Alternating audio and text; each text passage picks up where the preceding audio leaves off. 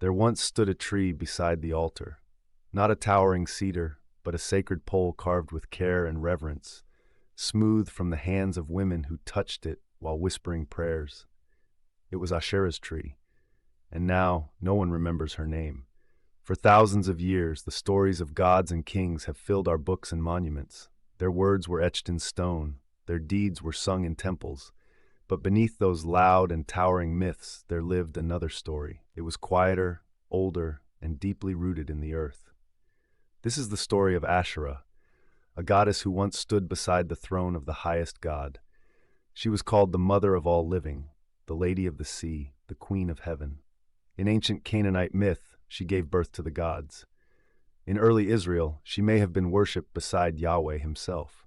Her presence lingered in sacred groves and household shrines, in the rhythm of rituals performed by women, in the whispers of children watching their mothers offer cakes beneath the trees. But somewhere along the way, she was silenced. By the time the Hebrew Bible was written down, Asherah had become a threat. Not because she was evil, but because she was powerful. She represented fertility, nature, and motherhood. These were things that could not be controlled or contained by law or temple. Her symbols were cut down, her name was scrubbed out, and her stories, the ones that once told of creation and balance and divine partnership, were buried beneath layers of reform, conquest, and fear. Yet she was not completely lost. Today, archaeologists are uncovering her image in the dust of ancient homes. Her name appears in inscriptions beside Yahweh's. Her figurines, small and rounded and unmistakably feminine, are found in the ruins of everyday life. And in the longing of our modern world for wholeness, for connection, for the sacred feminine, her voice begins to rise again. This is a journey into that silence and what lies beneath it. We will walk the dry lands where her name was once spoken and trace the roots of her tree through scripture, stone, and myth. We will explore what it means that a goddess once stood beside God and what it cost us to forget her. Because maybe, just maybe, it is time to remember. Before the first scrolls were inked, before the Bible took shape, before kings ruled Israel, there was a goddess whose name was spoken with reverence by mothers and farmers, priests and potters. She was not a myth on the margins. She was central. She was honored. She was Asherah. Her name likely means she who walks in the sea, a title that captures something ancient and vast. In the Near Eastern imagination, the sea was not just water, it was mystery, chaos, and the source of all life. To walk there was to belong to the deep, to stride through the wild with confidence. Asherah was not tamed, she was not secondary, she was power embodied. Long before Israel emerged as a distinct people, Asherah was already well known. In the coastal city of Ugarit, on the northern edge of ancient Canaan, scribes pressed her stories into clay tablets, using a script that had not yet been deciphered until modern times. There she was called Athirat, a goddess who lived beside the sea and bore 70 divine children.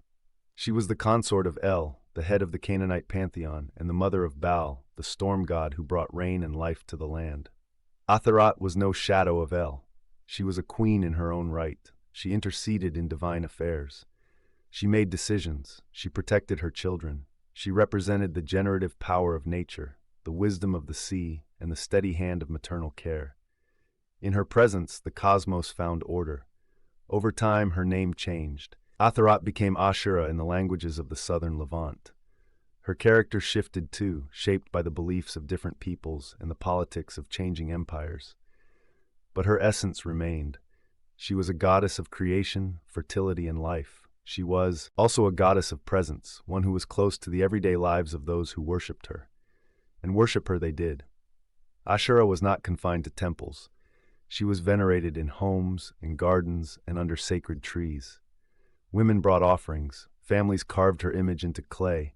Small figurines with rounded hips and uplifted breasts were set on household altars as symbols of protection, fertility, and divine closeness. These were not abstract representations. They were tangible connections to a goddess who was part of the rhythm of life. In many ways, Asherah was the embodiment of what had always been. She was not a sudden invention, but a reflection of an older human awareness. Life came from the earth, nourishment came from the womb, order came from balance.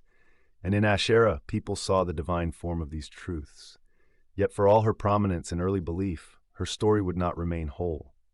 As new powers rose and religious reforms swept through the land, Asherah would be pushed aside, erased, even demonized. But before we explore her fall from grace, we must linger a little longer at the beginning. To understand what was lost, we must first understand what once was. Asherah walked the sea. She bore the gods. She stood beside El and brought balance to heaven and earth. She was not a symbol of rebellion. She was not a threat. She was creation itself, clothed in feminine form. And long before her silence, her voice shaped the world. In the mythology of the ancient Canaanites, power was not held by a single god alone. It was shared. It flowed through a divine family, a pantheon of gods and goddesses who ruled over the forces of nature, the realms of heaven, and the mysteries of life. At the center of this celestial family stood two figures, El, the wise and ancient father, and Athirat, the queen. Together, they governed the divine realm. Together, they gave birth to the world. El was the head of the pantheon. His name simply meant God, and he was described as a king seated on a throne, white-bearded and full of authority. But El did not rule alone. His power was balanced by Athirat, who would later be known as Asherah. She was not merely his wife, she was his counterpart, his creative equal, and the mother of his children. In Ugaritic texts, Athirat is called the mother of the 70 gods. These divine children included Baal, the storm god, and Anat, the fierce warrior goddess. Each of them had their own roles and domains, but all of them traced their origins to her. Athirat's role as mother was not symbolic. She was seen as the literal life-bringer of the heavens. Unlike many later goddesses who were cast as temptresses or background figures, Athirat held a respected and authoritative position. She appears in council scenes, offering guidance and engaging in the decisions of the gods. She had her own palace by the sea, and she acted independently of El when needed. She was both nurturing and strong, wise and enduring. This divine partnership between El and Athirat mirrored something profound. In the ancient world, the forces of nature were often viewed through a lens of balance. The sun needed the earth, the rain needed the seed. Creation happened through partnership, not through singular domination. And so it made perfect sense that the heavens would be ruled by a king and queen, not by one voice alone. The myths of Ugarit preserve this vision in fragments. Athirat helps negotiate the construction of palaces for the younger gods. She intervenes when conflicts arise. She is described in terms that speak of dignity, compassion, and power. Although much of what we know comes from broken tablets, what remains is enough to reveal her importance. In some stories, she is called Lady Athirat of the Sea. This title reflects her ancient connection to water, the symbol of life and mystery. The sea was dangerous and deep, but it also nourished and sustained. To be mistress of the sea was to command the threshold between chaos and creation. It was to walk beside danger and call forth life. As time passed and different cultures influenced the region, Athirat's name and image began to shift. In some places she became Asherah, in others she was connected to Astarte, and sometimes her identity blended with local fertility goddesses. But in the early Canaanite texts, her role was clear. She was queen of the gods, divine mother, and the essential partner to the highest deity. This image stands in stark contrast to what many of us were taught about ancient religion. We often imagine early faith as already monotheistic, already male-led, already centered on a singular god. But that is not what the archaeology tells us. The stories carved into stone and clay speak of a divine family, a sacred union, and a feminine presence at the heart of the cosmos. In Asherah, or Athirat, we find not just a goddess, but a window into an older worldview, one that valued interdependence, one that honored the creative force within women, one that saw power not as domination, but as something born from relationship. She was queen not because she married a king, but because she embodied what the people saw as sacred: life, fertility, wisdom, strength. These were her gifts, and for a time they were revered. Before there were temples of stone and books of law, there were trees, tall, strong, and rooted in the earth. Trees were among the earliest symbols of the sacred. They reached into the sky while anchoring deeply into the ground. In their branches and roots, ancient peoples saw the meeting of heaven and earth, spirit and soil, divine and human. For those who honored Asherah, the tree was more than a symbol. It was her presence. In the ancient world, Asherah was often represented not by statues, but by living trees and wooden poles. These poles, called Asherim in the Hebrew Bible, were planted beside altars, placed near temples, or raised in sacred groves. They were not idols in the modern sense. They were markers of the divine feminine, standing watch over places of worship, just as she was once believed to stand beside the high God. The Bible mentions these poles many times, often in the context of destruction. Kings are praised for cutting them down. Prophets rail against their presence. But this tells us something important. The poles were everywhere. They were beloved by the people. They were part of the rhythm of faith, even when the official religion tried to remove them. What did these poles look like? We do not know exactly. Some may have been carved with symbols or faces. Others may have been plain and smooth. Some scholars believe they resembled stylized trees, while others suggest they may have carried images of Asherah herself. Whatever their shape, they were powerful enough to draw fierce resistance from reformers. They were not forgotten relics. They were living reminders of a different way of relating to the divine. Alongside the pole, the tree continued to hold sacred meaning. In many ancient Near Eastern cultures, the tree of life was central to religious imagery.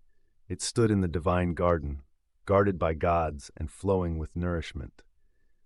It was not a forbidden object, but a source of blessing. In Asherah's worship, the tree may have been more than a symbol. It may have been the very space where she was invoked. Archaeologists have uncovered altars surrounded by tree imagery, as well as ceremonial objects adorned with branches and leaves. In these findings, we see that the worship of Asherah was connected to nature, to the cycles of growth and renewal, to the sacredness of the earth. Her presence was not hidden in dark chambers, but celebrated in groves, gardens, and homes. Other symbols also followed her. Among the most striking is the lion, a creature of power, protection, and dignity. In some artistic depictions, Asherah is shown standing on the back of a lion or flanked by two lions. This was not uncommon for goddesses in the ancient Near East. The lion represented royal strength and divine authority. For Asherah, it showed that she was not a passive figure. She was a protector, a queen who commanded respect. The serpent also appears in connection to fertility goddesses. Though later cast as a symbol of deception and evil, the serpent once represented life, transformation, and sacred knowledge. Its shedding skin and coiled form were images of rebirth and mystery. In some traditions, Asherah may have been linked to this creature as well, though the evidence is more subtle. These symbols, the tree, the pole, the lion, the serpent, tell us something that texts alone cannot. They show us that Asherah was woven into the lives of ordinary people. She was not distant, she was near. She stood in the fields, in the home, in the grove outside the city. She was honored in ways that were deeply physical, connected to the rhythms of birth, harvest, and protection. When you picture her, do not imagine a statue in a museum. Imagine a fig tree heavy with fruit. Imagine a mother kneeling before a wooden post, whispering thanks for her child. Imagine a lion carved on a household wall, its face fierce and proud. These are the forms she took. These are the ways she was remembered. Even when her name began to fade, her symbols lingered, and in that lingering, she waited. If we imagine the ancient Israelites as strictly monotheistic from the very beginning, we miss something important. The truth is far more complex. For generations, the people who would one day become Israel worshipped in ways that were shaped by their neighbors, their environment, and their daily lives. And among the gods and goddesses they honored, Asherah held a central place. She was not a foreign deity in some distant temple. She was part of the spiritual life of ordinary people. She was honored in homes, in villages, in family rituals passed down through generations. Even as the religion of Israel evolved and new laws took shape, her presence remained rooted in the land.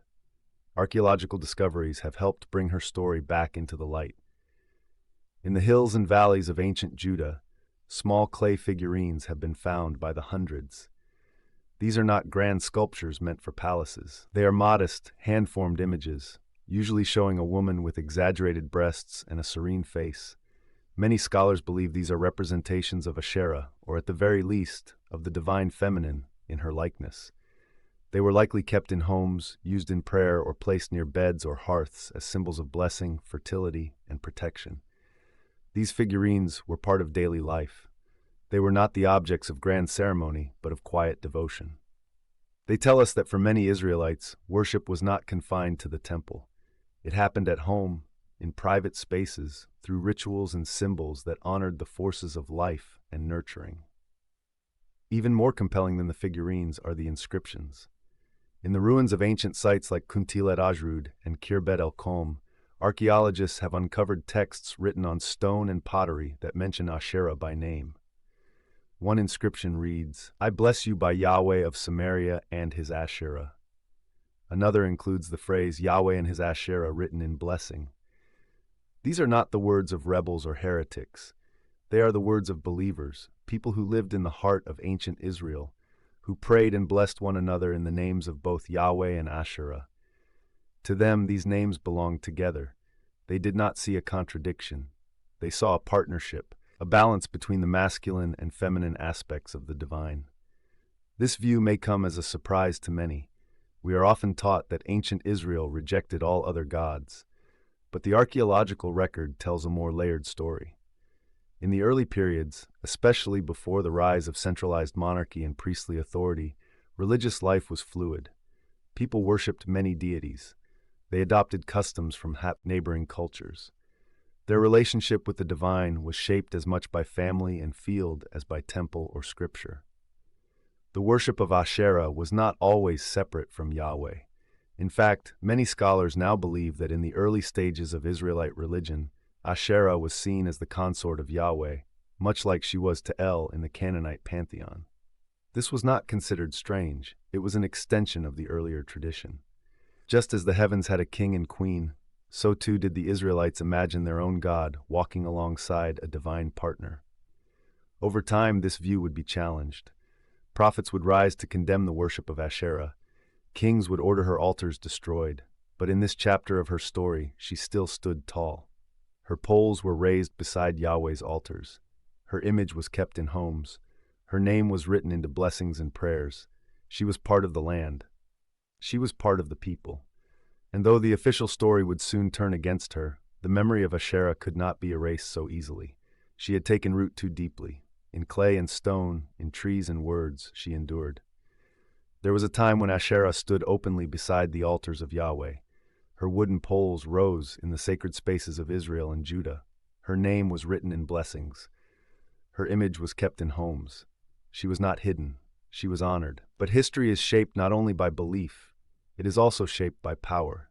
And when new rulers came to the throne, they brought with them a vision of religion that no longer had room for the sacred feminine. One of the most influential figures in this transformation was King Josiah of Judah, who reigned in the 7th century BCE. Josiah is remembered in the Bible as a reformer, a man who sought to purify the worship of Yahweh and remove all other religious influences.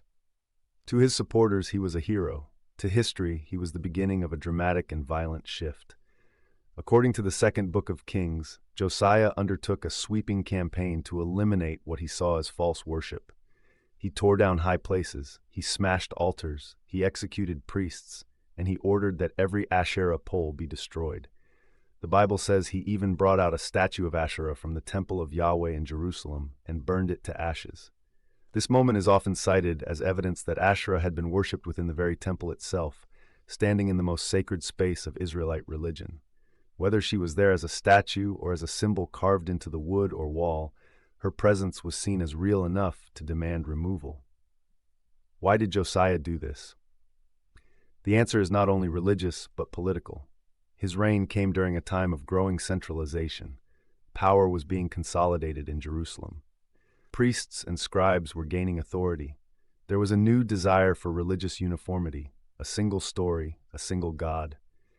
Asherah, with her deep roots in folk religion and family ritual, stood in the way. To remove her was to assert control. The worship of Asherah was not a fringe movement. It was a deeply embedded part of everyday life. Her symbols were found across the land, from village altars to city temples. To erase her would require not only physical destruction, but also a rewriting of memory. And that is exactly what happened. Scripture began to reflect this new worldview. Asherah's name was still mentioned, but only in condemnation. Her poles were called abominations. Her worship was described as evil, and those who honored her were portrayed as rebellious and unfaithful. This was a deliberate strategy. By turning her into a threat, religious leaders could justify her removal. And by associating her with danger, they could reshape the narrative so that future generations would not remember her as a mother or a queen, but as a mistake. Still, the past does not disappear so easily. The very need to destroy her poles and silence her name tells us how widespread her influence remained. If she had already been forgotten, there would have been no need for reform. If her image had no power, there would have been no fear. But there was fear. Fear of her strength, fear of her memory, fear of what she represented. Because Asherah was not just a goddess, she was a symbol of partnership, of balance, of the divine feminine that stood beside the masculine. She reminded people that the sacred was not only found in law and temple, but also in nature, in family, and in the cycles of birth and renewal. Josiah may have cut down her poles, but he could not uproot what they had meant to the people. Even after the reforms, her figurines continued to appear. Her name lingered in blessings. Her image endured in clay, and though her voice was silenced in scripture, it was never completely erased. She remained hidden, waiting beneath the surface of history. In the quiet deserts of the Sinai Peninsula, far from the bustling centers of Jerusalem and Samaria, a small outpost once stood on a trade route that connected Egypt and the Levant.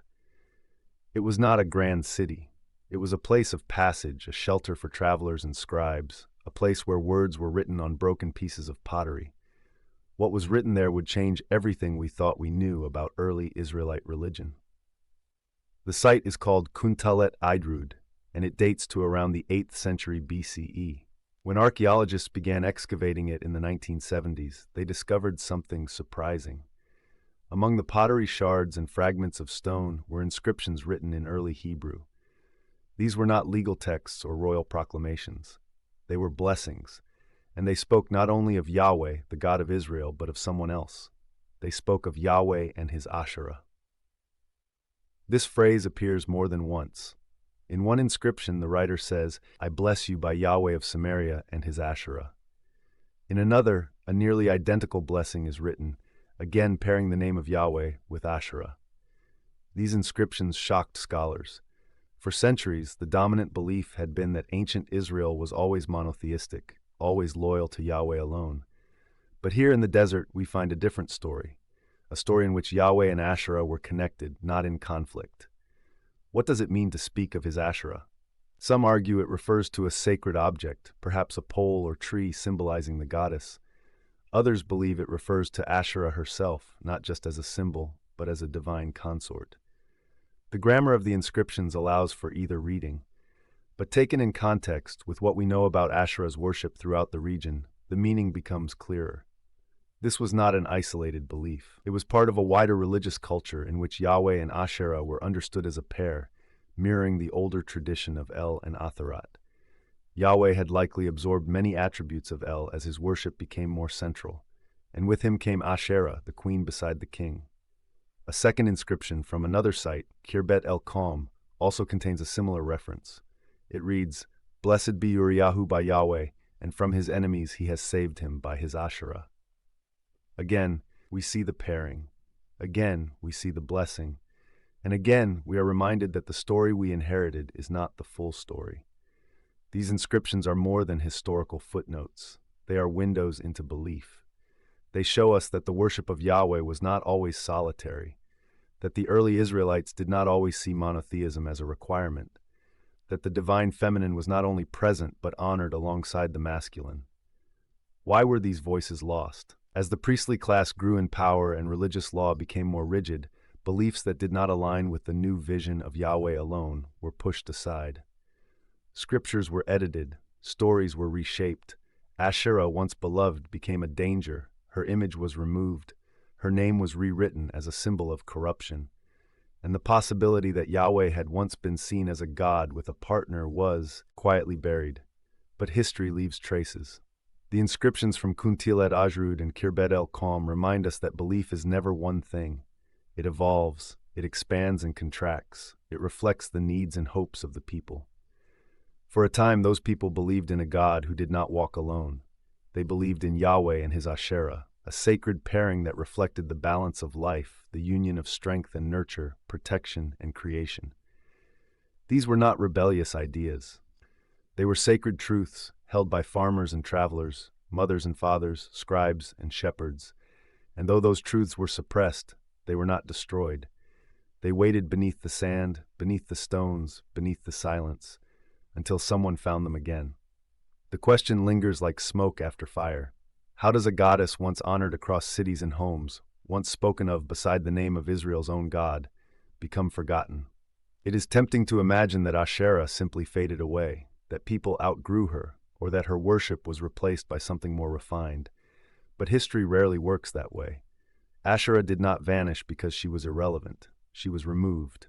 Her memory was erased, carefully and intentionally, through a long process of cultural, political, and religious transformation. At the center of this transformation was the rise of monotheism. In the earliest periods of Israelite history, belief in many gods was normal. The people of Israel were not unique in this. They lived among Canaanites, Phoenicians, Arameans, and others, all of whom believed in a rich spiritual world filled with divine beings. El, Baal, Astartes, and Asherah were part of this shared cultural landscape. Yahweh emerged from this world.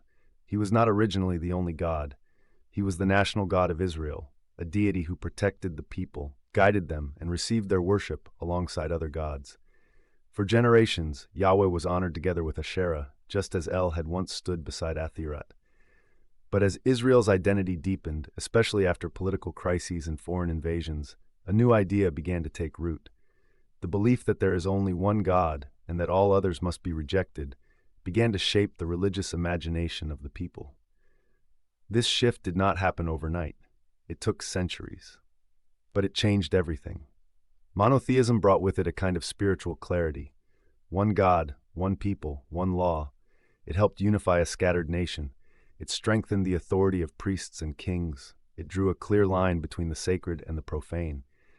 But it also required something painful. It required the exclusion of other voices, especially the feminine voice.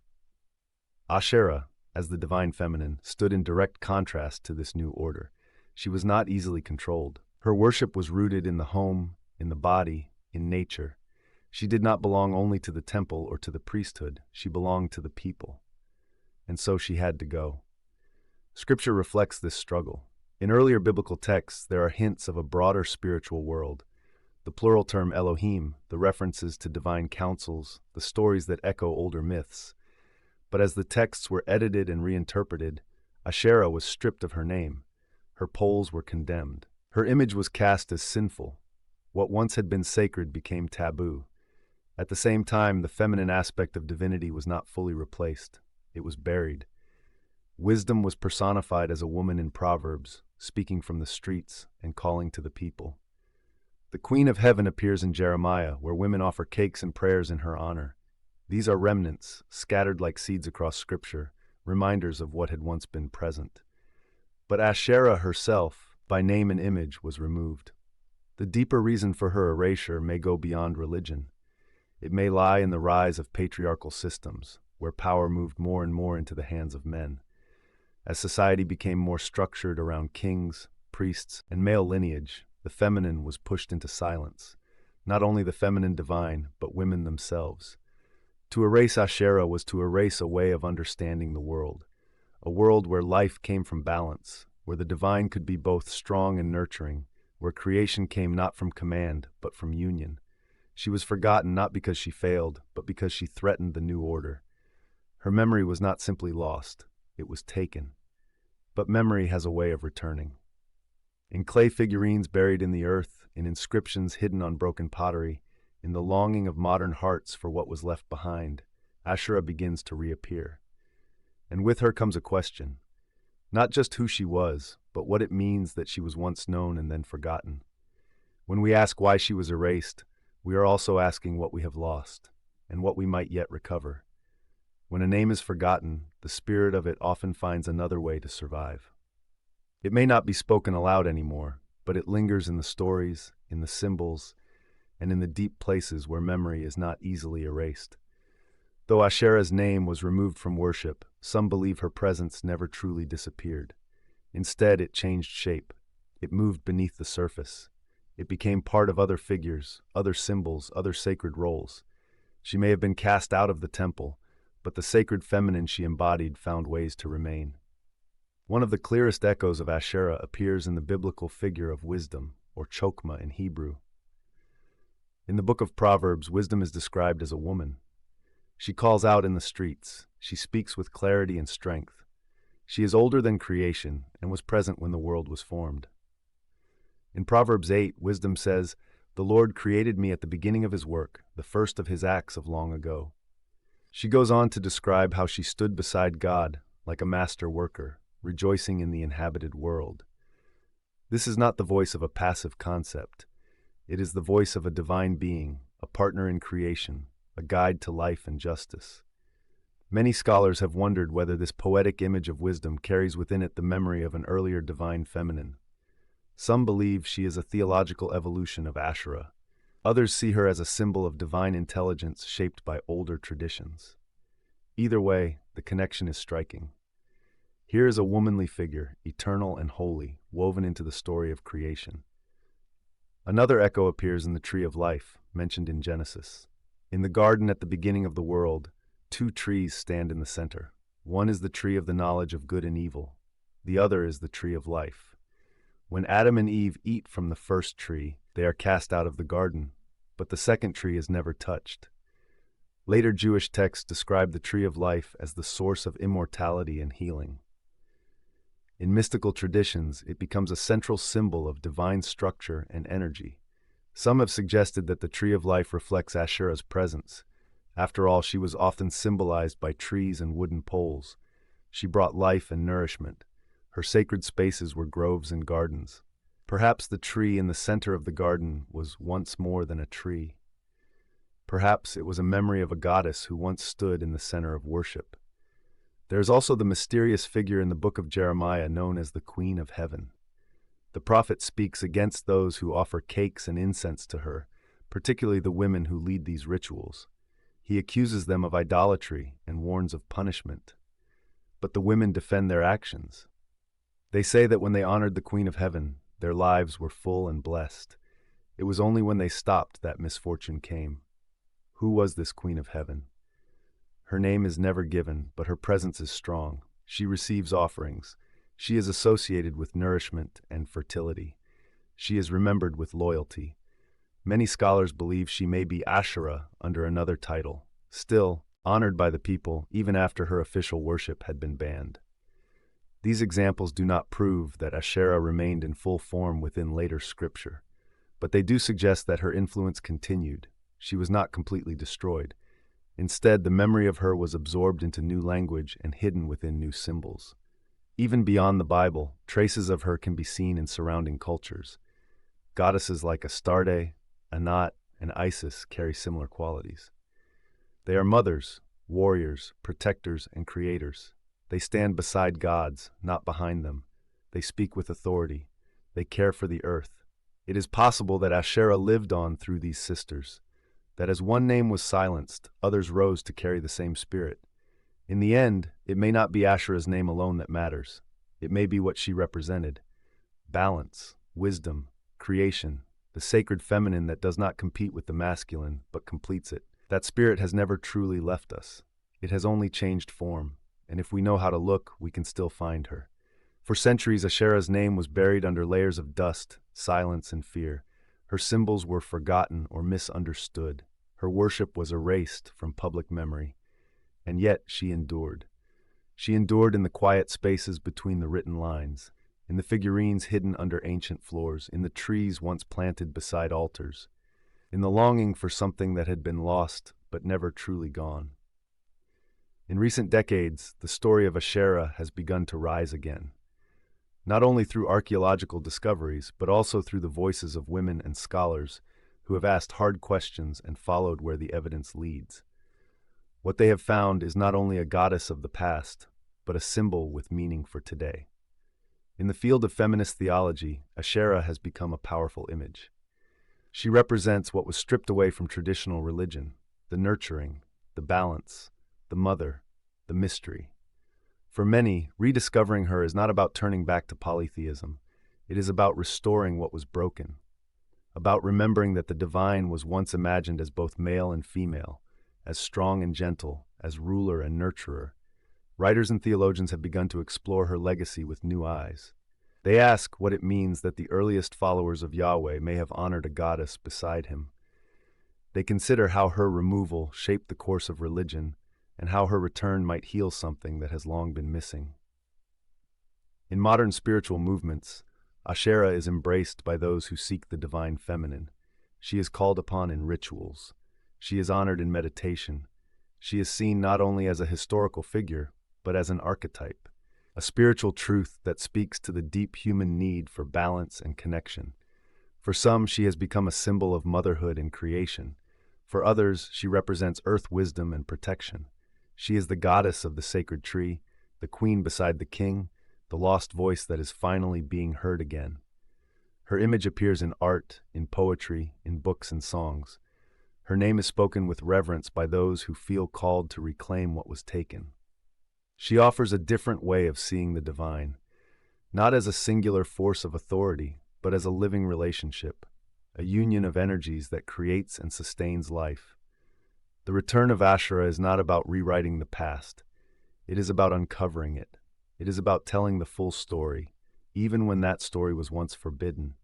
It is about making space for what has been pushed aside and listening to the voices that were silenced. In a time when many people are leaving traditional religion behind or struggling to find meaning within it, the rediscovery of Asherah offers something rare.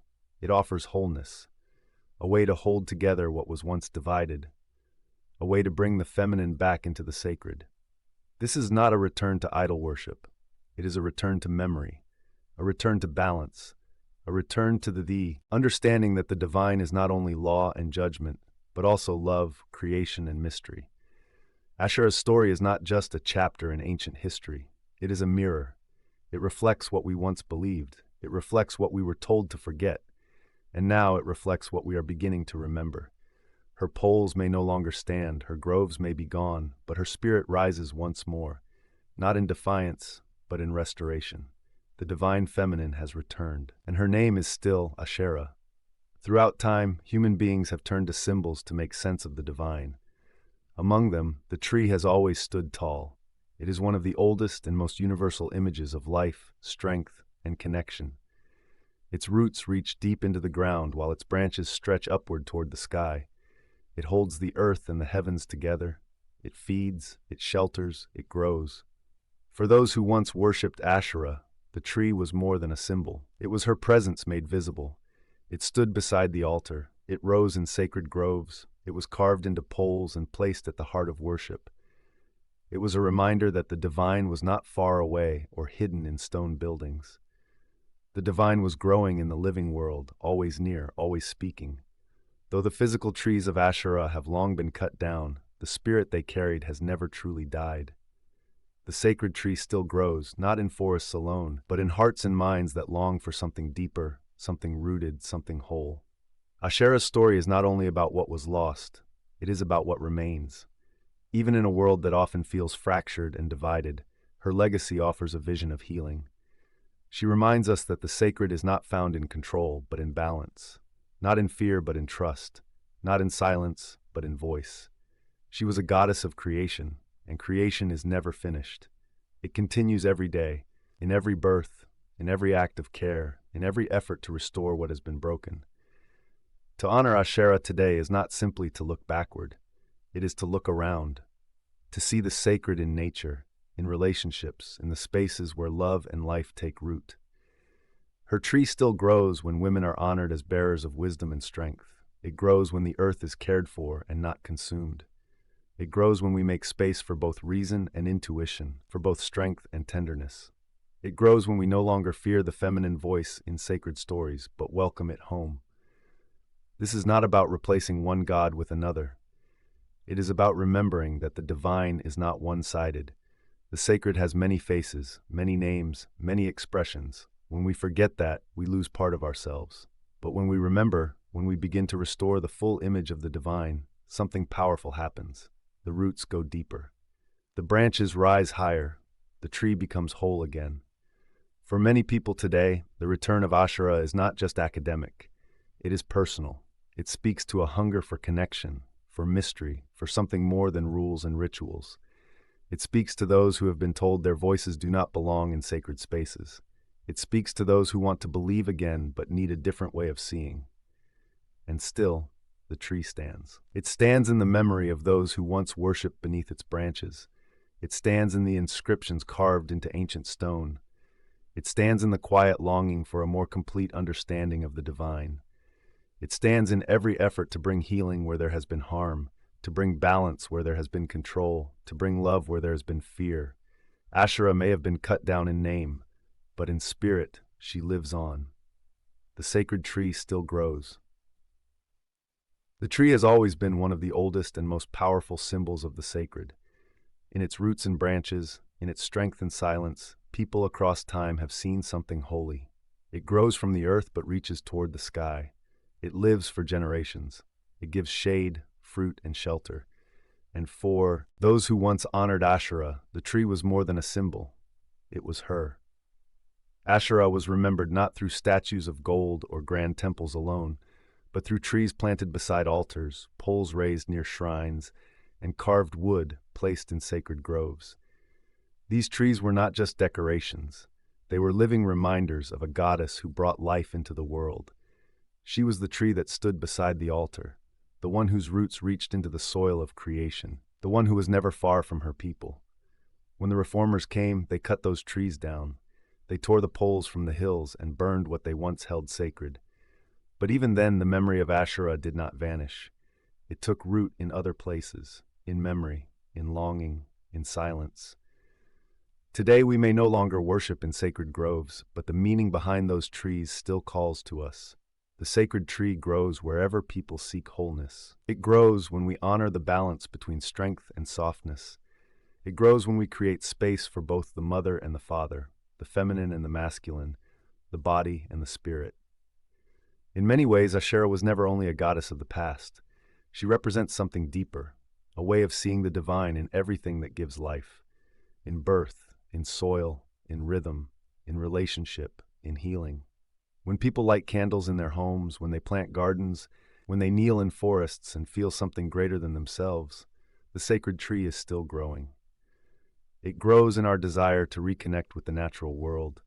It grows in our efforts to remember what has been buried. It grows in every moment when the sacred is not far away, but right here, rooted in the everyday. To say that the sacred tree still grows is to say that Asherah has not been forgotten. Not fully. Her name may have been hidden, her stories may have been lost, but her spirit was never truly erased. It waited.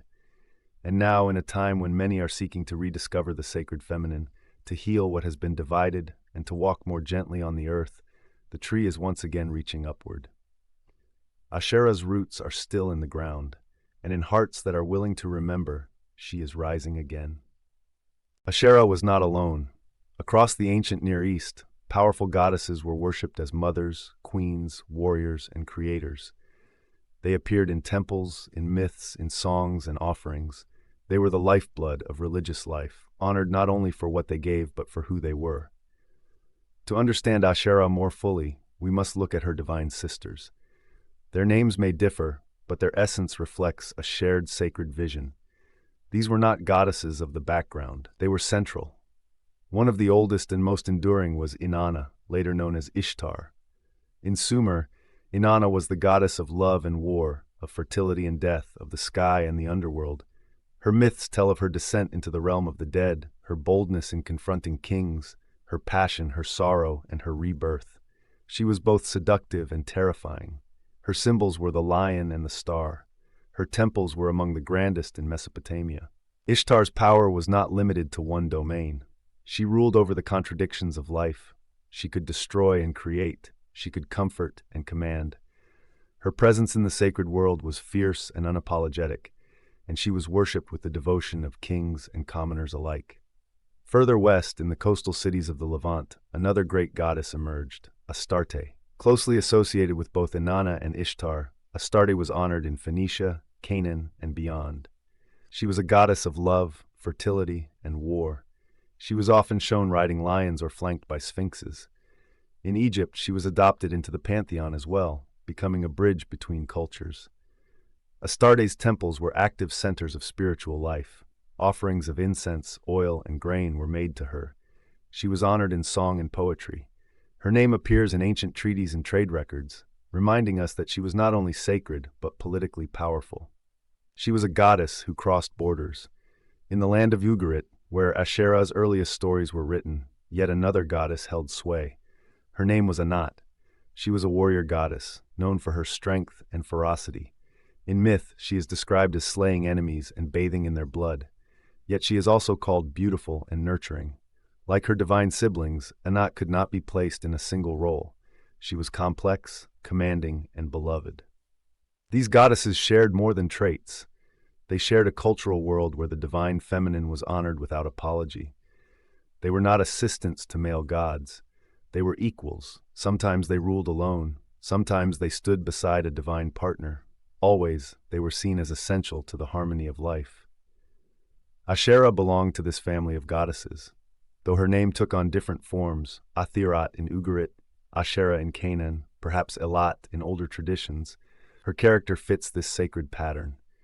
She was not just a consort. She was a mother of gods, a symbol of creation, a force of wisdom and protection. The similarities among these goddesses are more than coincidence. They reveal a shared spiritual framework that stretched across regions and centuries. The people of these lands lived by the cycles of the earth, the patterns of nature, the seasons of birth and death, and in the goddesses they worshipped, they saw those same cycles reflected. This does not mean all the goddesses were the same. Each had her own stories, symbols, and ways of being honored, but they were connected by a deeper truth, that the sacred was not complete without the feminine, that creation itself flowed from both the womb and the sky, that the divine could be wild, wise, sensual, and strong all at once. To know Asherah is to know these others. They surround her like stars in a constellation, each shining with her own light, each helping to reveal the shape of a world where goddesses were honored, remembered, and loved. Today, their names may not be spoken on temple steps, but they are still alive in memory, in myth, and in the search for a more balanced way to see the sacred. As we move forward in Asherah's story, these divine sisters remain close. They help us remember what was once known and what still waits to be known again. If Asherah was erased from official scripture, her spirit found new ways to remain, not through statues or altars, but through something more subtle. She found refuge in wisdom. Throughout the Hebrew Bible, wisdom is described in feminine terms. She is called Kokma in Hebrew, and in the book of Proverbs she speaks with her own voice. She is not passive. She is not an idea. She is a presence. The Lord created me at the beginning of his work, she says in Proverbs chapter 8. She describes how she was beside God during the creation of the world. She rejoiced in his presence and delighted in the human race. She was there before the mountains, before the oceans, before the skies were drawn across the heavens. She is not a servant. She is a companion. This poetic and powerful image of divine wisdom has long stirred curiosity. Why is wisdom personified as a woman? Why is she portrayed not as a tool, but as a co-creator? And why, in later texts, does her voice fade from the center of the story? Many scholars and theologians believe that this figure of wisdom may be a transformation of Asherah, not in name, but in essence. The characteristics are strikingly similar. Both are ancient. Both are associated with creation. Both are present beside God, and both are feminine voices speaking sacred truth. Asherah, in her original form, was the mother of gods, the nurturer of life, the one who stood beside the high God and helped hold the cosmos together. In the wisdom literature of ancient Israel, we find another mother-like figure who offers guidance, correction, and insight. She is the voice calling out in the streets, inviting the people to follow a path of justice, compassion, and understanding. She is the memory of something older. In other traditions, particularly within ancient Jewish mysticism, this divine feminine presence continues. The Shekinah becomes a term used to describe the indwelling presence of God, often associated with light, beauty, and grace. She is the glory that rests in sacred spaces. She is the nearness of the divine. Like wisdom, Shekinah is not identified directly with Asherah, but both reflect the same yearning. a desire to remember the feminine side of the divine, a recognition that the sacred cannot be whole when it is only seen in masculine form. Wisdom in Proverbs is sometimes fierce. She warns of destruction for those who ignore her. She cries out in public, asking why people reject understanding. But she is also gentle. She builds a house. She prepares a table. She calls the simple and the lost to enter and find life. These are maternal images. They speak of nourishment, shelter, and welcome. The Book of Sirach, written in the 2nd century BCE, also personifies wisdom. She is described as a mother, spreading her branches like a cedar, pouring out teaching like rain. Again, the image of a tree appears, echoing Asherah's own sacred symbol. These texts may not name Asherah, but they carry her imprint. They remind us that even in times of suppression, the truth has ways of surviving. A tree may be cut down, but the roots remain, and in new soil, they grow again. Asherah and wisdom are not identical, but they share a legacy. They speak of a time when the divine was not divided, when the voice of the mother, the teacher, the life-giver was heard and honored. And through wisdom, Asherah may have continued to speak even when her name was no longer allowed. Today, these ancient words still call to us. Wisdom cries out, not from a temple, but from the corners of everyday life. She asks us to listen, to remember, to rebuild what was lost. In that voice, some hear the echo of Asherah, and in that echo, something sacred begins to rise once more. Religion in the ancient world was not confined to temples. It lived in the home. It breathed in kitchens and courtyards, in family gatherings, and the small daily rituals that shaped a life. For the people who honored Asherah, devotion was not always public. It was personal. It was intimate. It was passed from mother to daughter, from father to child, and much of it happened at home. The archaeological record reveals this quiet devotion in powerful ways. Across ancient Israel and Judah, small clay figurines have been found buried in the foundations of houses, tucked into corners, and stored in walls. These were not grand idols. They were simple and often hand-shaped. Most are of women with prominent breasts, often holding them with their hands. Some have stylized faces, while others are blank or faintly carved. Many scholars believe these are representations of Asherah or of the sacred feminine she embodied. These figures likely served a protective role. They were not objects of worship in the way a temple statue might be. Instead, they were part of the spiritual life of the household. They offered blessing, comfort, and connection. They reminded the people that the sacred was close, not distant, that the divine could be found in childbirth, in crops, in love, in survival. It is important to remember that in these cultures, life was hard. Infant mortality was high, food could be scarce, war and sickness were constant threats. In such a world, the presence of a nurturing, life-giving goddess was not a luxury. It was a source of hope. It was something to cling to. Women played a central role in these rituals. They lit the fires, baked the offerings, anointed the bodies of the dead. They cared for the living and called upon the sacred to protect them.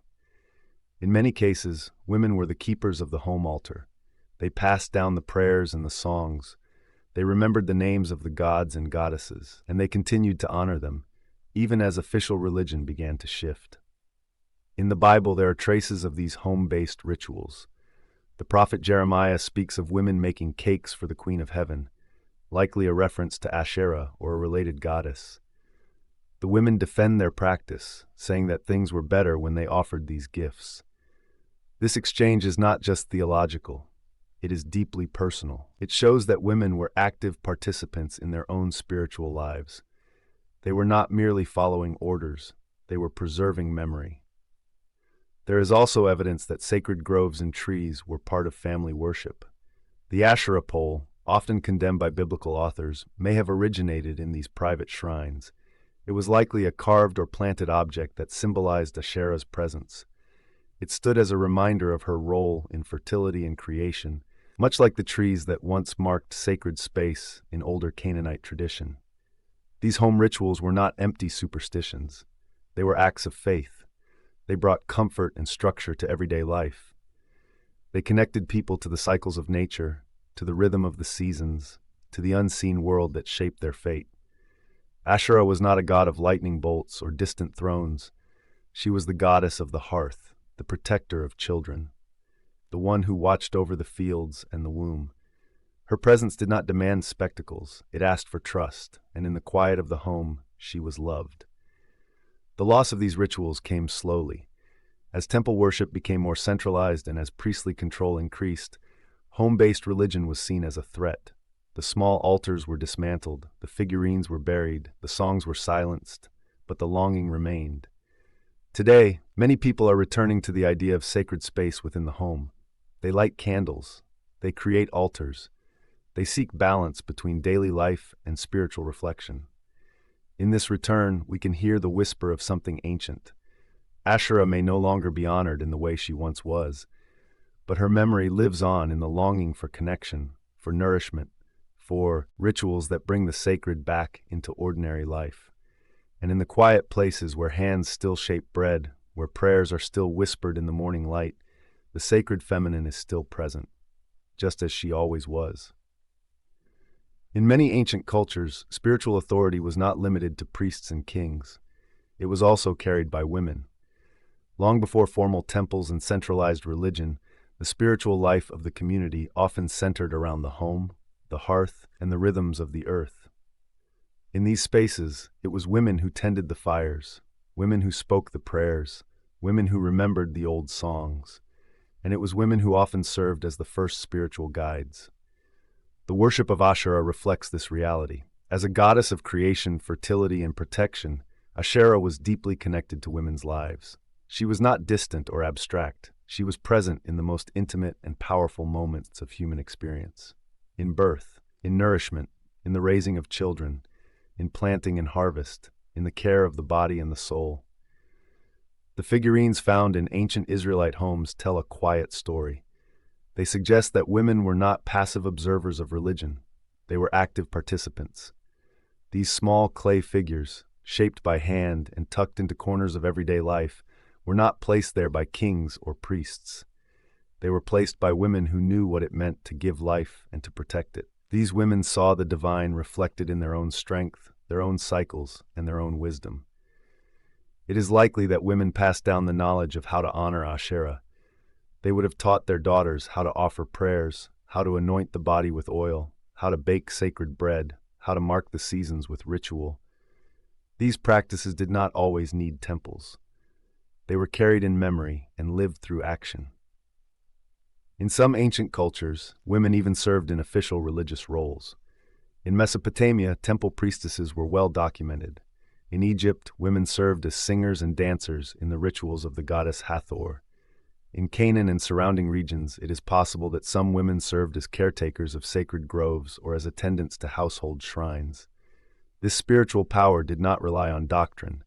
It came from lived experience, from the ability to create life, to nurture, to sustain, to mourn, to celebrate. These were not seen as separate from the sacred. They were sacred. But as formal religion became more centralized and as male priesthoods grew in authority, the spiritual power of women was gradually pushed aside. Rituals that had once been shared became restricted. Authority that had once been balanced shifted into the hands of a few. And the wisdom of women was often recast as dangerous, unclean, or even sinful. The memory of Asherah became part of what was lost in this transition. Her worship, so often connected to the lives and voices of women, became a threat to the new order. As the divine feminine was erased from heaven, so too were women's roles erased from sacred leadership on earth. But the memory remained. It remained in the practices that continued behind closed doors. It remained in the stories that were told by candlelight. It remained in the longing for a spiritual life that felt whole and close and real. And in some quiet places, the old ways were never entirely forgotten. Today, many are beginning to reclaim what was taken. Women are once again stepping into spiritual leadership, not by imitation, but by remembrance. They are drawing on ancient wisdom. They are honoring the body, the earth, the cycles of life. They are writing new prayers and recovering old ones. They are planting trees in memory of the goddess who once stood beside them. Asherah's story is not just about the divine feminine. It is also about the women who kept her alive, not through power, but through presence, not through law, but through love, not through conquest, but through care. And in remembering their strength, we remember her. It is tempting to see the suppression of Asherah as a quiet forgetting, as if her memory faded naturally, like old language or distant stories. But the truth is sharper. She was not forgotten by accident. She was erased on purpose. And those who worked hardest to remove her did so not from indifference, but from fear. The prophets of the Hebrew Bible were powerful voices. They called for justice, for repentance, for a return to covenant. They also called for the destruction of altars, the smashing of images, and the cutting down of every Asherah pole in the land. They did not simply oppose foreign gods. They targeted the symbols of the sacred feminine with particular intensity. Why? Because Asherah represented something they could not control. She stood for life that flowed without permission, for bodies that created and bled and healed without priestly intervention, for fertility and sensuality, for trees and groves, for rituals that belonged not to temple hierarchy but to mothers, daughters, and households. She was a symbol of power that did not ask to be authorized. To the prophets, this was dangerous. In their vision, worship needed to be pure, centralized, and obedient. Anything that spoke of mystery, of partnership, of sacred connection to the land and the body was treated as a threat. And so Asherah's name was condemned. Her poles were burned. Her rituals were mocked. The people were told that her presence was an offense. Yet their fury reveals something deeper. One does not rage against what is weak. One does not fear what is already gone. The prophets feared Asherah because she still lived in the hearts of the people. They feared her because her image still stood in homes and groves. They feared her because her presence still carried meaning. They feared what she embodied. The power of women, the holiness of sex, the rhythms of nature, the wisdom that comes not from law, but from life itself. These were the things they sought to silence, and in doing so, they reshaped the story of the sacred for generations to come. This fear did not only affect religious practice, it affected how people saw themselves. It taught them to distrust the body, to deny intuition, to see fertility not as a gift, but as something that needed regulation. It taught women that their spiritual power was suspect, that their rituals were impure, that their voices did not belong in the sacred narrative. But the story did not end there. For even as the prophets tore down her altars, Asherah's presence remained, in gardens, in memories, in clay figurines and whispered prayers. Her name became hidden, but her spirit endured. And now, as we look back at what was erased, we also begin to see what the prophets feared. They feared a world where divinity was not singular and distant, but shared and near. They feared a goddess who gave life without asking, a tree that grew without permission, a truth that rose up from the earth instead of being handed down from the temple. And perhaps deep down, they feared what happens when people remember what they once knew, that the sacred cannot be boxed, that holiness does not belong only to men, that God might also have a feminine face. That fear echoes still, but so does Asherah. In the ancient world, sexuality was not always something hidden or shamed. It was not separated from the sacred, it was part of it. To honor the body was to honor the gods. To celebrate desire was to acknowledge the divine impulse to create, to connect, to bring life into being. In this older spiritual vision, sex was not only an act of pleasure, it was also a ritual, a gift, a prayer. Asherah stood at the heart of this vision. She was a goddess of fertility, but not just in the sense of crops and children. She was the embodiment of generative power in all its forms. Her body was not a metaphor, it was sacred. Her breasts, her womb, her curves, these were symbols of divine abundance, not objects of vow. When people looked to Asherah, they saw life itself, lush, sensual, strong. Her sacred symbols reflected this. The tree, with its deep roots and flowering branches, was a living image of the female body. The wooden poles erected in her honor carried layers of meaning, both as fertility symbols and as expressions of connection between earth and sky. The lion, fierce and protective, suggested power and presence. All of it together spoke of a goddess who embraced the fullness of life, including sexuality, without apology. Some scholars believe that in certain temples, sexuality was part of Asherah's ritual worship. There may have been rites that honored sacred union, known as hieros gamos, a symbolic marriage between the god and goddess, reenacted by priest and priestess. These acts were not exploitative. They were meant to reflect the harmony of opposites, the balance of masculine and feminine, the joining of spirit and body. Even in everyday life, the connection between sex and spirit was not strange. Couples may have offered prayers to Asherah before conception. Women may have invoked her during childbirth. She was present in the cycles of blood and the warmth of touch. She was invoked in acts of love, not out of guilt, but in gratitude. But as religion began to shift toward control and hierarchy, sacred sexuality became one of the first things to be condemned. The body, once honored, was seen as weak. Desire, once celebrated, was called sinful. Women's sensual power, once a reflection of the goddess, became something to fear and suppress. Asherah, as a symbol of this power, was removed. Her poles were torn down. Her fertility symbols were reinterpreted as idols, and the idea that sex could be holy was pushed into the shadows. In this loss, something precious was taken. When sexuality is stripped of its sacredness, it does not disappear. It becomes distorted. It becomes divided from love, from presence, from meaning. What was once a gift becomes a burden. What was once a connection becomes a transaction, and the body becomes something to hide, not something to honor. Yet even with this erasure, the memory of sacred sexuality was never fully gone. It lived in the old stories, in the myths of goddesses who danced and embraced and birthed new worlds. It lived in quiet acts of tenderness that did not need permission. And now, as more people begin to question what was lost, the truth is returning. To speak of Asherah today is to speak not only of a forgotten goddess, but of a forgotten way of being, a way that says the body is not sinful, that pleasure is not shameful, that creation is not only spiritual but physical, that to love fully, with heart and skin and breath, is to stand in the presence of the sacred.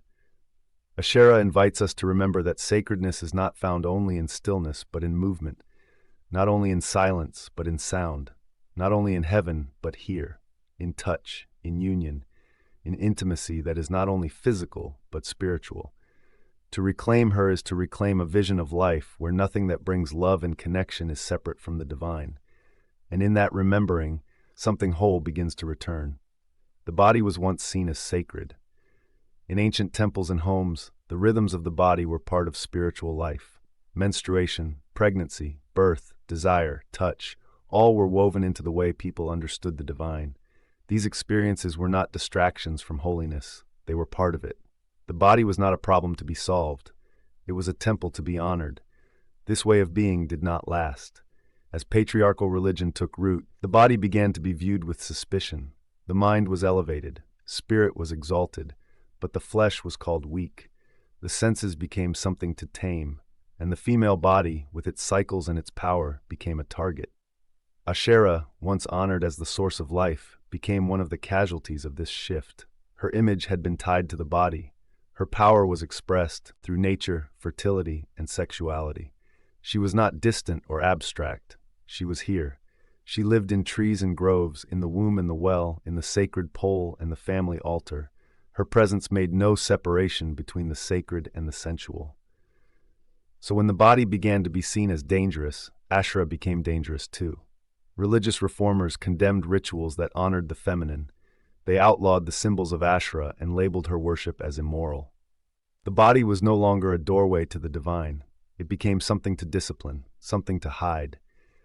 And the spiritual authority of women, grounded in their physical experience, was stripped away. The body was once celebrated for its power to give life. Now it was judged for its potential to tempt. Sexuality, once sacred, was recast as sin. Flesh became something to be conquered. Passion became something to confess. The divine was separated from the human experience, and the body became a place of shame instead of reverence. This shift did not only affect religion, it altered the way entire cultures related to themselves. Generations were taught to distrust their instincts, to silence their desires, and to believe that holiness required rejecting what was natural. The soul was lifted up while the body was pushed down. And in that division, something vital was lost. The fall of body-based spirituality was not just a loss of ritual. It was a wound that still echoes in how we talk about gender, desire, health, and identity. It lives in the fear of aging, the policing of women's bodies, the silence around pleasure, and the discomfort with physical vulnerability. But the story is not over. Today, many are beginning to remember what was once known. that the body is not a barrier to the sacred. It is a vessel. It is the place where life happens, where love is felt, where healing begins. The return of the goddess is also the return of the body, a return to knowing that spirituality does not live in rejection, but in presence. To honor Asherah is to reclaim this truth. It is to see the sacred in touch, in breath, in birth, in blood. It is to remember that what we feel in our skin and bones is not separate from what we seek in prayer. The fall of body-based spirituality was long and deliberate, but it can be reversed, slowly, gently, with reverence. With every sacred breath, we begin again. For centuries, Asherah was buried, not only in memory and silence, but in the very soil of the earth. Yet even in her concealment, she remained. And when the time came, she began to rise again, not through myth or vision, but through clay, stone, and inscription. Archaeology brought her back into the light. In the highlands of ancient Israel and Judah, thousands of small figurines have been uncovered. Most are simple in form. Some are handmade, others molded.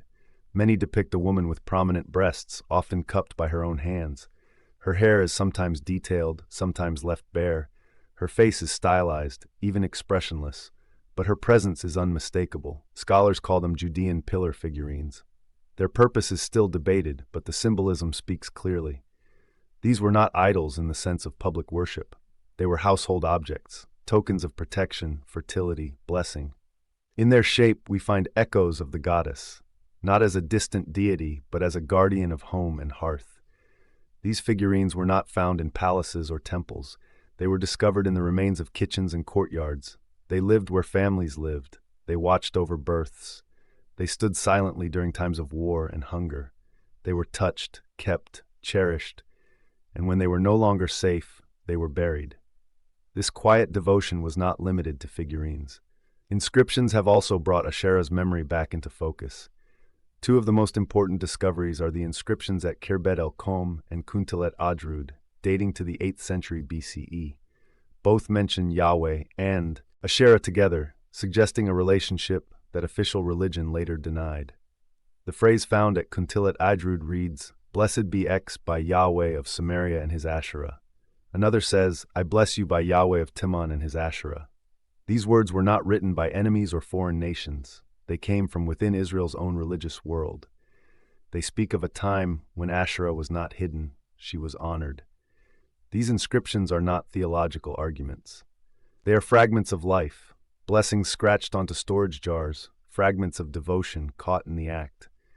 They tell us that ordinary people believed in a divine partnership, that the feminine was not forgotten, that the sacred still had a mother's voice.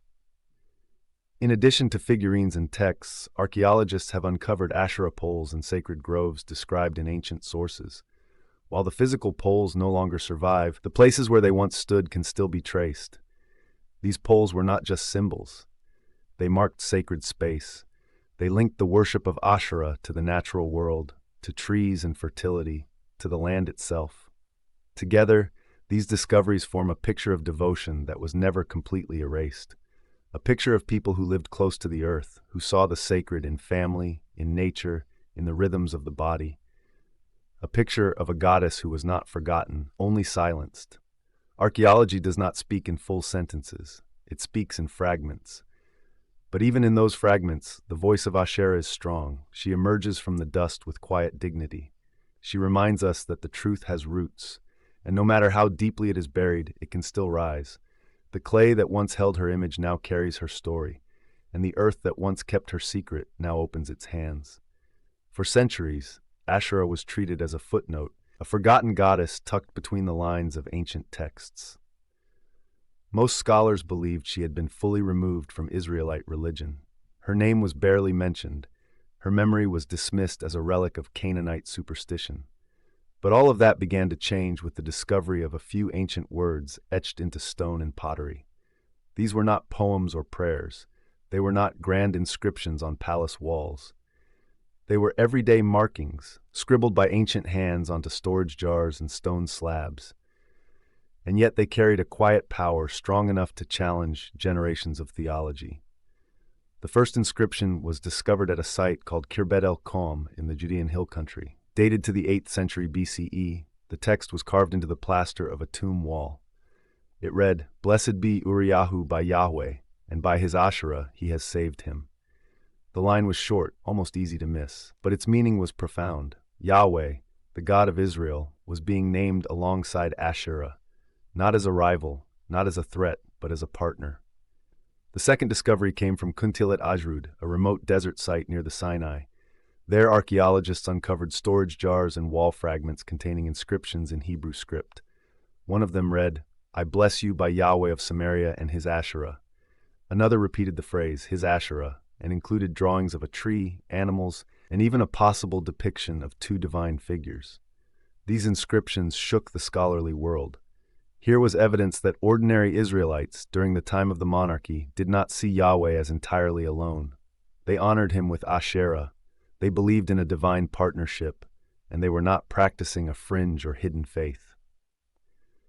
These were everyday inscriptions from within the cultural and religious life of ancient Israel. The language of the texts is personal, even intimate. These are not doctrinal statements. They are blessings. They reflect a lived faith, a trust in divine protection, a reverence for something more complete than what later tradition allowed. Many scholars have debated the exact meaning of his Asherah. Was it a reference to a wooden cultic object or to the goddess herself? The grammar is ambiguous, but the repetition of the phrase, its association with blessing and protection, and the symbolic drawings found alongside it all suggest a deeper connection. These were not lifeless idols. They were reminders of relationship. They were signs of reverence for the feminine alongside the masculine. These inscriptions also offer something else. They give voice to the people. Much of what we know about ancient religion comes from official texts, written by priests and scribes with a particular agenda. But these small blessings, scratched into stone, belong to ordinary believers. They reveal what faith looked like outside the temple, and what it looked like was deeply rooted in balance. The presence of Asherah in these inscriptions reminds us that the feminine was never truly erased. She was buried, obscured, redefined, but she was also remembered, honored, and loved. For modern readers, these discoveries are more than historical evidence. They are an invitation to question what we have been told, to listen to the fragments, to hear the voices that were not included in the official story. Asherah's name still lingers in these ancient words. Her presence still hums beneath the surface of history. And with every discovery, the old story begins to break open. The silence lifts, the forgotten is remembered. The inscriptions changed everything, not because they gave us all the answers, but because they reminded us to keep asking the right questions. The Hebrew Bible is often seen as a record of a singular faith, a faith built around one God, one covenant, and one truth. It is taught as a unified story, shaped by prophets, priests, and kings. But Scripture is not a smooth surface. It is a landscape filled with echoes, with layers, with voices both present and suppressed. To find Asherah in the Bible is not easy. She is not given space to speak for herself. She appears in fragments, in condemnations, in warnings. She is mentioned only to be removed. Yet even in those silences, something remains. The first place we find her name is in the books of Kings and Chronicles. She is associated with the high places, with sacred poles, with the groves that the reformers despised. She is named alongside Baal, but not always as a rival god. Sometimes she is described simply as the goddess the people loved, a goddess whose symbols stood beside the altar of Yahweh. The reforms of King Hezekiah and King Josiah are often praised for their religious purity. They tore down the altars, cut down the Asherah poles, and commanded the people to worship only Yahweh. But when we read these stories closely, they tell us something more. They tell us that Asherah was there to begin with, that her worship was not foreign or fringe. It was part of the culture, part of the practice, part of the heart of the people. The prophets, too, speak of Asherah, not directly, but through their rage. Jeremiah, Isaiah, and Ezekiel all condemn the women who bake cakes to the Queen of Heaven. They warn against those who worship in the groves. They cry out against the mixing of the sacred and the sensual. In doing so, they reveal just how deeply the divine feminine had taken root. Even in the Psalms, there are traces of an older memory, references to wisdom as a woman, to the earth as the mother of all living, to the joy of union and the mystery of creation. These verses may not name Asherah, but they carry her spirit. They reflect a world where the divine was not distant and male alone, but present in beauty, birth, and love. The book of Proverbs speaks of wisdom, or kokma, as a woman who was with God from the beginning. She dances. She builds her house. She calls out to the people in the streets. Some scholars believe she may be a distant echo of Asherah, reimagined in a way that could survive in a changing religious world. What we find between the lines of Scripture is not a clear image, but a shadow, a presence, a memory that refuses to disappear. The writers of the Bible were not simply documenting faith. They were shaping it, editing it, choosing what to keep and what to erase. And yet Asherah slipped through. To read Scripture with open eyes is to listen for what was silenced. It is to recognize that the sacred text is not only what is written, but also what is missing. The absence of Asherah is not proof of her irrelevance. It is evidence of her power. The people remembered her, the scribes tried to forget her, and the text, in its tension and complexity, reveals both. Today, many are returning to these ancient books not to follow them blindly, but to engage with them honestly, to ask what was lost, to seek what was hidden, to remember that Scripture is not only a path to God, but also a mirror of human fear, desire, and change.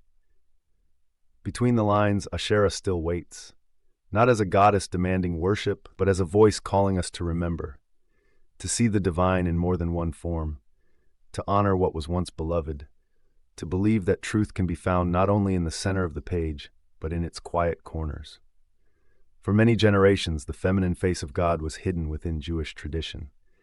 The ancient echoes of Asherah were buried under layers of law, history, and exile. But echoes do not disappear, they wait. And in the quiet corners of prayer and mysticism, a soft voice has continued to speak. In modern times, that voice is rising again. The reclaiming of the divine feminine in Judaism did not begin with archaeological discovery. It began with longing. It began with women who opened sacred texts and did not find themselves in the story. It began with scholars who asked, what was removed and why? It began with the intuition that something important was missing. The Shekinah became a doorway. Shekinah is a name for the indwelling presence of God. In classical Jewish mysticism, she is described as feminine. She is the one who dwells among the people, who mourns in exile, who weeps with the suffering. She is both immanent and intimate. In the writings of the Kabbalists, she is not only divine presence, but also divine partner. She is the bride of the Holy One, the light of the world, the soul of creation. In the Zohar, the foundational mystical text of Judaism, the Shekinah takes on even more depth. She is seen as the feminine aspect of God that longs to reunite with the masculine. Their union is described in terms of cosmic harmony. This is not only metaphor, it is a reflection of ancient themes, including sacred partnership, balance, and embodiment. Some have looked to the Shekinah and seen a remnant of Asherah, not in a literal sense, but as a symbol of what was once lost and is now returning. The Shekinah carries the compassion, the beauty, the closeness that Asherah once held in the lives of her worshippers. She represents a God who is not only king and judge, but also mother, sister, lover, and friend. Feminist theologians have gone further. They have reimagined the Hebrew names for God. They have explored the divine in Hebrew grammar, where the word for spirit is feminine. They have written new blessings that include the names of foremothers alongside the forefathers. They have created rituals that honor the body, the cycles of the moon, and the wisdom of women. This is not a rejection of tradition. It is a deepening of it. It is a return to something more whole. To reclaim the goddess in Judaism is not to worship a statue or return to ancient groves. It is to say that God is not limited to one image, that the sacred is not confined to law or logic, that beauty, intuition, emotion, and touch are not separate from holiness, but part of it. For some, the journey back to the divine feminine leads to Asherah directly. For others, it leads through the Shekinah, or through Sarah, Rachel, Leah, and Miriam. It leads through dance and song, through motherhood and art, through the quiet places where spirit meets skin.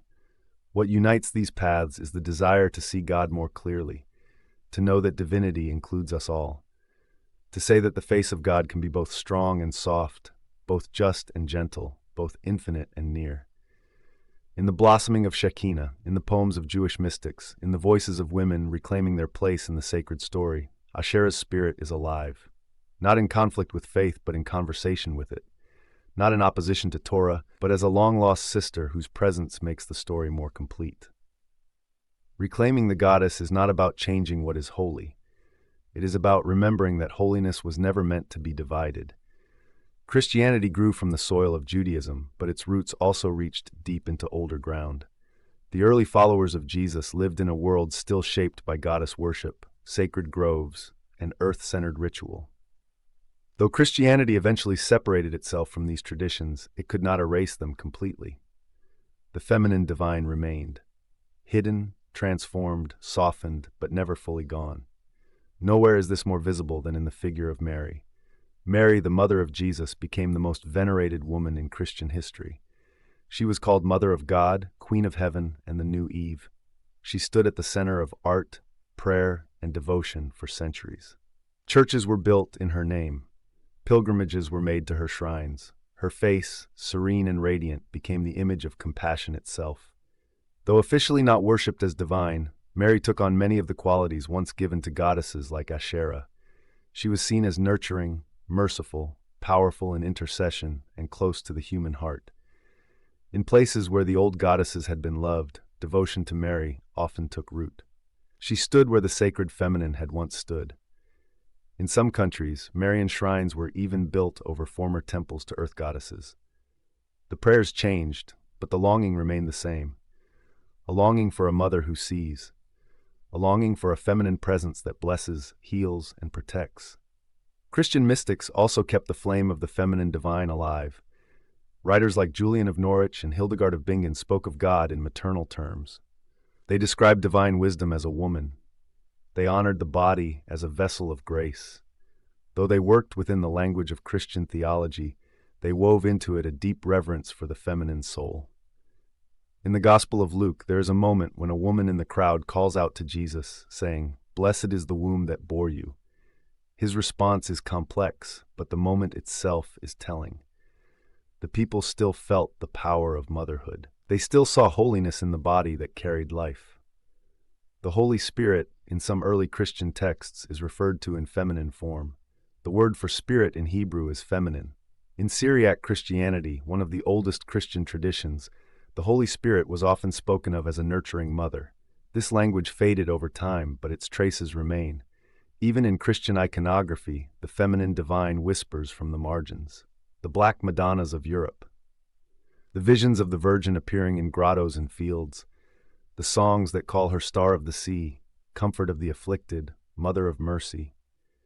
For centuries, official doctrine narrowed the image of God, but the hearts of the faithful often painted a fuller picture. They lit candles, sang hymns, and wept before statues that reminded them of a sacred love that included both strength and tenderness. Today, as people seek to reconnect with the divine feminine, many are returning to these old devotions with new eyes. They are re-examining Mary, not as a passive figure, but as a powerful symbol of spiritual authority. They are reading the words of the mystics with fresh understanding. They are opening the door to a God who embraces all aspects of being.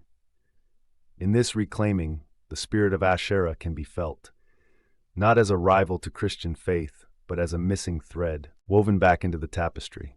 She returns not to replace, but to restore, to bring back the balance, to remind the world that holiness has many faces. The feminine divine in Christianity was never fully lost. It was transformed, it was softened, it was hidden behind veils of doctrine, but it waited. And now, as the veil begins to lift, something ancient is stirring once again. The rise of contemporary paganism has opened the door to forgotten deities, ancient rituals, and sacred traditions once buried by time and theology. Among those who have returned is Asherah, no longer confined to footnotes in biblical commentary or fragments in museum cases. She's being honored again as a living presence, a goddess whose voice is still relevant, a mother whose wisdom speaks to the needs of this age. For many modern pagans, especially those drawn to earth-based spirituality, Asherah represents something both old and urgently needed. She is not just a historical figure. She is a symbol of wholeness, rooted in the soil of the past but blooming in the present. Her image as a tree, tall and sheltering, resonates with those who seek connection to the land, to the body, and to the rhythms of the earth. In circles of goddess worship, Asherah is often honored as an embodiment of the divine feminine. She is called on as mother, as protector, as the source of life. She may be invoked during rituals of healing, fertility, or renewal. Her name is spoken with reverence, not in fear or secrecy, but in celebration. Through prayer, song, meditation, and sacred dance, her presence is welcomed into modern spiritual life. This revival is not limited to one tradition. Asherah appears in Wicca, in Reconstructionist groups, in eclectic spiritual practices, and among solitary practitioners.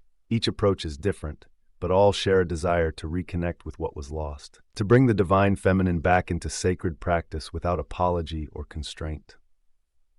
Some choose to honor her in ways inspired by ancient rituals.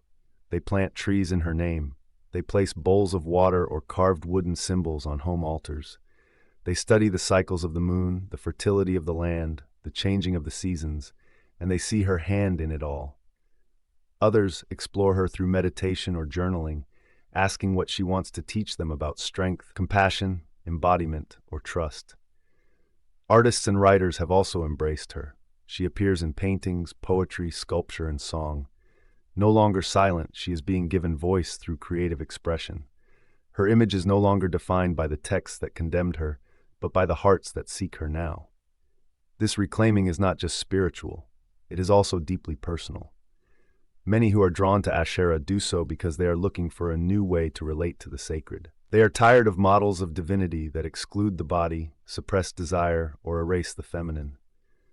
They are searching for a path that honors both power and tenderness, both spirit and skin. Asherah offers that path, not as a single answer, but as a reminder that the sacred is diverse, that divinity can be felt in the womb, in the soil, in the breath, in the fierce love of a mother, in the open arms of a tree. She offers a vision of spirituality that does not divide the world into holy and unclean, male and female, spirit and matter, but instead weaves it all together. In this way, contemporary paganism has become a fertile ground for her return. It has created space for her voice, and in doing so, it has helped many people find a piece of themselves that religion once told them to forget.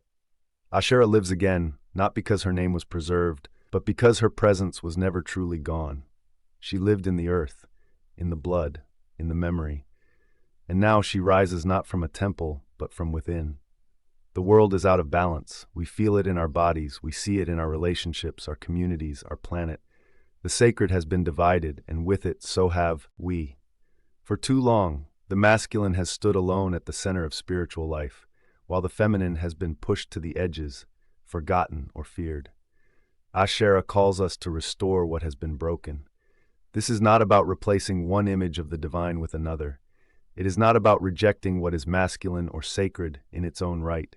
It is about remembering what was left out. It is about bringing back the fullness of spiritual truth, where both creation and compassion, both power and nurture, both wisdom and intuition can coexist. To restore the balance is to honor the divine feminine without shame. It is to see the body not as a temptation, but as a temple. It is to trust the cycles of nature, the power of birth, the holiness of desire. It is to understand that the sacred does not only speak in law or fire or thunder, but also in the quiet blooming of a flower and the gentle rhythm of breath. Balance does not come from control, it comes from connection. And Asherah, as the ancient symbol of life and love and rooted presence, invites us into that connection. She reminds us that the tree does not grow by cutting itself in half. It thrives when its roots and branches are both nourished. So too with the soul. In our modern world, we are witnessing a return to this wisdom. Women and men alike are seeking spiritual paths that welcome both strength and softness. Healers are blending ancient practices with new understanding. Parents are raising children to trust their inner knowing. Artists are reshaping the image of the divine to include beauty, tenderness, and mystery. This is the work of healing. Restoring the balance also means facing the harm that was done in the name of imbalance. It means grieving what was lost when Asherah was cut down. It means acknowledging the pain caused by centuries of exclusion and silence. It means listening to the voices that were not allowed to speak and making space for them now. It also means looking within. Where have we divided ourselves? Where have we silenced our own intuition, our own longing, our own sacred fire? Where have we believed the lie that one part of us is holy while another part must be hidden? To restore the balance is to reclaim every part of ourselves, the grounded and the wild, the tender and the fierce, the stillness and the movement. It is to live in a way that no longer sees the sacred as something separate, but as something woven through all things. Asherah offers no commandments. She offers presence. She offers the open arms of the tree, the deep knowing of the earth, the fierce love of the mother, and the quiet strength of the lover who does not need to dominate to be divine. In restoring her story, we begin to restore our own. In welcoming her back into our consciousness, we begin to remember that the sacred has always been larger than we were told. Balance is not a destination. It is a way of being, a way of listening, a way of loving. And it begins when we open our hearts to what was once cut down. The feminine soul carries a deep memory. It remembers the time before forgetting. It remembers when the body was sacred, when desire was holy, when womanhood was not defined by silence or shame. It remembers the goddess, and it remembers her loss. Asherah lived in the heart of that ancient knowing. She was not only a figure of worship, she was a reflection of the feminine in its wholeness, nourishing and wild, grounded and luminous, creative and protective. When she was erased from sacred story, something in the feminine soul was fractured. Healing that fracture begins with remembering. It begins with speaking the name that was hidden, with reclaiming the symbols that were broken, with standing beneath the branches of the tree and feeling again what it means to be rooted and free. The healing of the feminine soul is not just about women. It is about the parts of all of us that have been told to be small, the parts that were taught to be quiet, to serve without question, to give without rest. It is about unlearning the belief that softness is weakness, that beauty is vanity, that care is less valuable than conquest. Asherah's story helps us unlearn. And remember, in her we find the image of a divine mother who is not distant or cold. She is not a symbol of punishment or control. She is a source of nourishment, a guide through darkness, a reminder that love can be fierce and still gentle, that strength does not need to shout. Many who feel drawn to Asherah today do so because something in them is ready to heal. They are tired of spiritual spaces that ignore the body, tired of prayers that leave out the mother, tired of stories that tell them they must choose between power and compassion. In her presence, the feminine soul can exhale. It can remember that intuition is a gift, that emotions carry wisdom, that sensuality is not something to hide but something to honor, that the womb is not a weakness but a portal of creation. To walk with Asherah is to begin a path of reconnection. It is to listen to the quiet voice inside that says you were never broken, only buried. It is to rise again, not in rebellion, but in remembrance. This healing is slow. It does not always come with fireworks. Sometimes it begins with lighting a candle, planting a tree, placing a hand on your own heart and saying, I remember who I am. It is the healing of mothers and daughters, of lovers and friends, of communities and cultures that have long forgotten how to listen to the wisdom of women. It is the healing of a world that has lost touch with its own sacred softness. Asherah does not come with rules. She comes with presence. She comes with the invitation to be whole, to feel without fear, to rise without apology, and in rising to heal not only yourself but the sacred feminine in all things. The earth is crying out, the forests are shrinking, the oceans are warming, the soil is tired, the balance is breaking. And through it all there is a voice that is rising again, not in thunder but in wind, in waves, in root and rain. It is the voice of the mother. It is the voice of Asherah. Before she was silenced, Asherah was the earth mother. She was the tree of life, the fertile ground, the wellspring of growth. She was honored in groves, in gardens, in the living rhythms of nature. Her worship was not separate from the land. It was woven into it. She was the sacred within the soil. To return to Asherah is to return to the earth. It is to remember that the divine is not only in the heavens. It is here, underfoot, in the scent of blossoms, in the turning of seasons, in the quiet miracles of birth and bloom. It is to remember that the planet is not a resource to be used, but a body to be loved. Modern life has forgotten this. It has replaced reverence with consumption, sacredness with extraction. It has paved over the groves, poisoned the rivers, and stripped the trees. It has taught us to live as if we are separate from the earth when we are part of her. The return of the Earth Mother is not just a spiritual movement, it is a necessity. Asherah's reawakening calls us back to relationship. She reminds us that the earth is alive, that every tree holds memory, that every stream carries prayer, that to harm the earth is to harm the sacred, and to heal the earth is to heal ourselves. In her ancient form, Asherah stood beside the tree. She was the tree. Her symbol was rooted and rising, a bridge between sky and soil. She held life within her and gave it freely. Her presence invited not domination, but care, not fear, but trust. Today, her spirit returns through climate activists, through earth-based rituals, through farmers who honor the land and healers who listen to plants. She returns in those who plant gardens in the heart of cities, who teach children to listen to birdsong, who walk barefoot and feel the pulse of the planet. She returns in those who understand that the earth is not a background, but a mother. The Earth Mother is not a myth. She is a truth that lives beneath our feet and within our bones. She is the breath of the forest, the pulse of the tides, the silence of mountains. She is calling us back, not to the past, but to the source. Asherah's revival is part of a larger remembering, a remembering of connection, of respect, of sacred responsibility.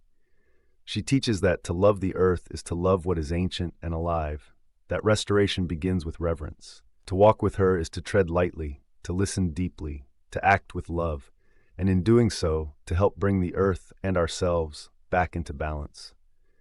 There was a time when the body was not seen as shameful, a time when touch was not feared, when desire was not hidden, when the act of love was a form of worship. In that time, the body was a temple, and sexuality was sacred. It was honored as a source of life, of joy, of connection with the divine. Asherah lived in that time. She was not just a goddess of fertility, she was a goddess of embodiment. She reminded her people that the sacred did not exist only in the sky. It pulsed in their blood. It moved through their hips, their hearts, their hands. Through her, the body was not a barrier to the divine. It was a doorway.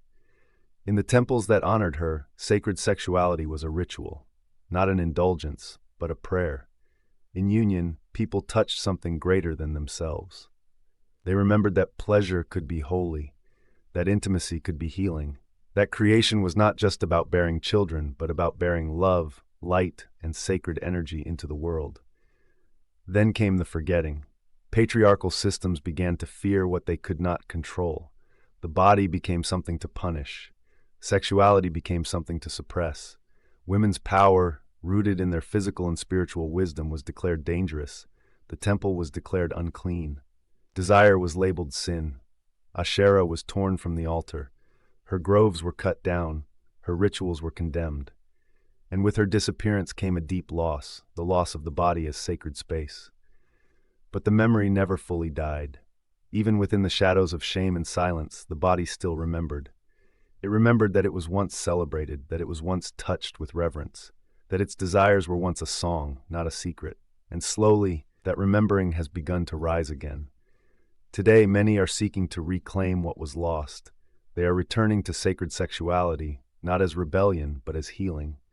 They are learning to see their bodies not through the lens of guilt, but through the eyes of reverence. They are honoring their desires not as distractions, but as guides. To reclaim sacred sexuality is to say yes to life, yes to pleasure that honors, yes to intimacy that heals, yes to the truth that the divine lives within the physical. It is to look at your body and say, this is holy ground. Asherah teaches us that spirituality is not meant to float above us. It is meant to be felt. It is meant to move, to awaken, to stir the soul through the skin. In her memory, we reclaim the body, not as an object, but as a sacred space, not as something to deny, but as something to cherish. We remember that love can be sacred, that union can be an offering, that pleasure, in its most honest and honoring form, can bring us back to the divine. The return of Asherah is also the return of the body, and through that return, we begin to remember not just her, but ourselves. When Asherah was worshipped, the sacred was not distant. It lived in the home, in the grove, in the body, in the soil. Her presence was honored through ritual, through offerings, through the simple but profound act of making space for the divine. She was remembered in the lighting of lamps, in the placement of carved wood, in the touching of earth with hands that knew reverence. Then came the silence, the destruction of altars, the burning of groves, the removal of her name from the mouths of her people. And with that, rituals faded. Not just the acts themselves, but the meaning they carried. The connection between the physical and the spiritual was broken. But now, across the world, people are beginning to build again. To reclaim ritual is not to copy the past. It is to rediscover what the past knew, that the sacred longs for a place to dwell, that spirit seeks form, that when we make space for the divine in our lives, the divine shows up. For some, rebuilding altars begins with the lighting of a candle, with a bowl of water placed beside a stone, with a tree planted in memory, with quiet prayer whispered at dawn. These acts do not need to be grand, they need only to be real. The altar may be a corner table, a shelf in a closet, a circle of stones in a backyard. What matters is the intention, the act of saying, the sacred lives here. I will meet it here. Ritual is not about performance, it is about presence. It slows us down. It draws our attention. It calls us out of distraction and into relationship. Whether we are lighting incense, singing a chant, or simply standing beneath the open sky, we are reminding ourselves that we are not separate from the divine. We are part of it. In reclaiming ritual, we also reclaim our senses. We allow beauty to matter again. We honor the way a scent can carry memory, the way movement can release pain, the way rhythm can hold prayer. We remember that sacred practice is not just for the mind, it is for the body, for the breath, for the bones. Rebuilding altars also means creating space for the divine feminine to return. It means placing symbols of balance and birth and wisdom where they can be seen and touched. It means lifting up what was once cast down, honoring the mother alongside the father, the soil alongside the sky. In this return, each person becomes a priestess or priest in their own right, not needing permission, not waiting for a temple, knowing that wherever there is love, attention, and a willingness to listen, the sacred will come. Ritual grounds us. It heals what was broken. It offers us a way to hold grief, to mark joy, to speak with the unseen. It connects the threads of our lives to something older and deeper than words. When we reclaim ritual, we are not just remembering Asherah, we are inviting her in. We are saying, there is space for you here. There is space for the sacred here. And in doing so, we begin to rebuild not just altars of wood or stone, but altars within the heart. She was never truly gone, not from the earth, not from the hearts that once called her name, not from the sacred stories, even when those stories tried to forget. Asherah, the mother of all living, the tree of life, the goddess of the sea and sky, remained quiet, patient, waiting. She waited in the soil, where roots still reached deep, in the branches that still reached high, in the whisper of the wind through sacred groves, in the ache for balance that never fully left the human spirit.